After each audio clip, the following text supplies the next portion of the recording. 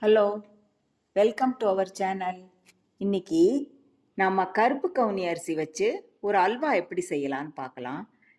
இதுக்கு தேவையான பொருட்கள் ஒரு சின்ன டம்ளர் கருப்பு கவுனி அரிசி எடுத்துட்டு இருக்கேன். இது ஒரு அப்ராக்சிமேட்டாக 125 கிராம் இருக்கும். இதுக்கு 2 பங்கு நாட்டு சர்க்கரை எடுத்துட்டு இருக்கேன். நீங்கள் இதுக்கு பதிலாக வெல்லத்தை கூட பொடி பண்ணி எடுத்துக்கலாம். இல்லை ஒயிட் சுகர், இல்லைன்னா ப்ரௌன் சுகர், கல்கண்டு எது வேணாலும் நீங்கள் எடுத்துக்கலாம்.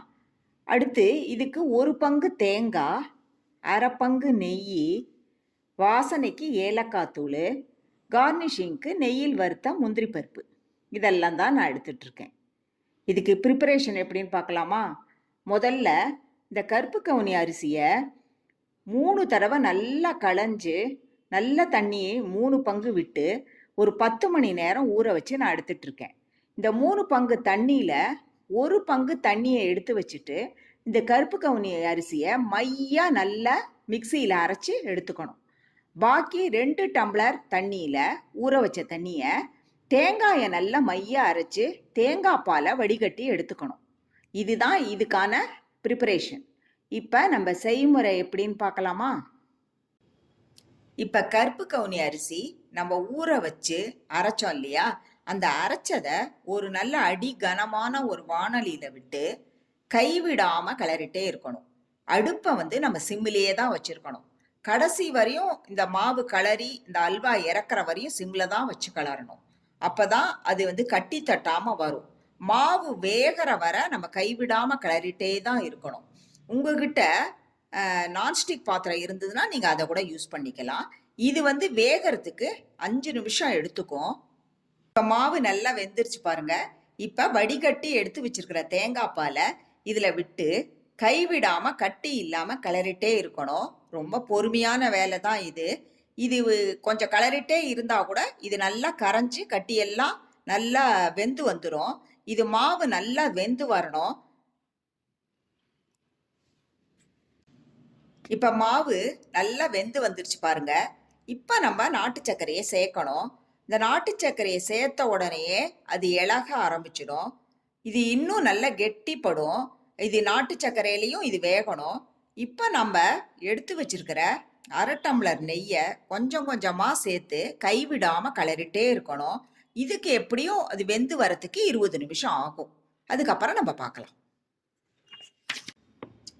இப்போ கெட்டி ஆயிடுச்சு பாருங்க. இதில் நான் வறுத்த முந்திரி, ஏலக்காய் பொடி எல்லாத்தையும் நான் சேர்த்துட்டேன்.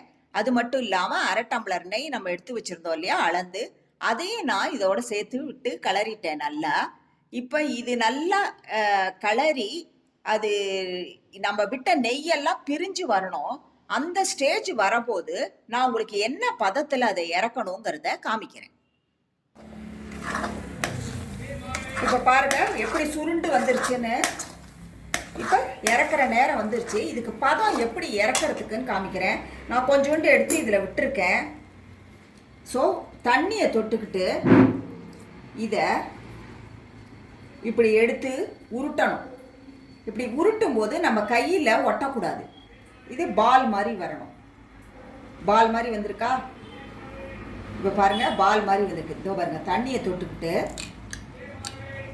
இதை இப்படி உருட்டணும். உருட்டினா பந்து மாதிரி உருளணும். இதுதான் பதம். நெய்யெல்லாம் விட்ட நெய் கசிஞ்சு வந்துருச்சு. ஸோ நம்ம இப்போ இறக்கி நம்ம ஆற வைக்கணும். அதுதான் நான் உங்களுக்கு அதுக்கப்புறம் காமிக்கிறேன். இப்போ அல்வா ரெடி ஆயிடுச்சு. நான் இந்த பாத்திரத்துக்கு டிரான்ஸ்ஃபர் பண்ணிட்டேன். இது இன்னும் 1 hour நல்லா ஆறணும். ஆறின அப்புறம் தான் நம்ம வில்ல போடுறதுனா போட்டுக்கலாம், இல்லைன்னா கப்பில் எடுத்து வச்சு சாப்பிட்ற மாதிரி பண்ணிக்கலாம். இது ஒன்ஸ் இன் அ வைல் நம்ம இதை செஞ்சு சாப்பிட்லாம். ஸோ இந்த கருப்பு கவுனி அரிசியில் அவ்வளோ ஹெல்த் பெனிஃபிட்ஸ் இருக்குது. யூஸ்வலாக நம்ம கோதுமை அல்வா தான் செய்வோம். அதுக்கு பதிலாக இதை ஒரு தடவை ட்ரை பண்ணி பாருங்கள். இது குழந்தைகளுக்கும் ரொம்ப பிடிக்கும். அதனால் நீங்கள் இதை ட்ரை பண்ணிவிட்டு எப்படி இருக்குன்னு எனக்கு கமெண்ட் பண்ணுங்கள். வரக்கூடிய இந்த பண்டிகை நாட்களில் நீங்கள் இதை ட்ரை பண்ணி பாருங்கள். Have a good day. Thank you.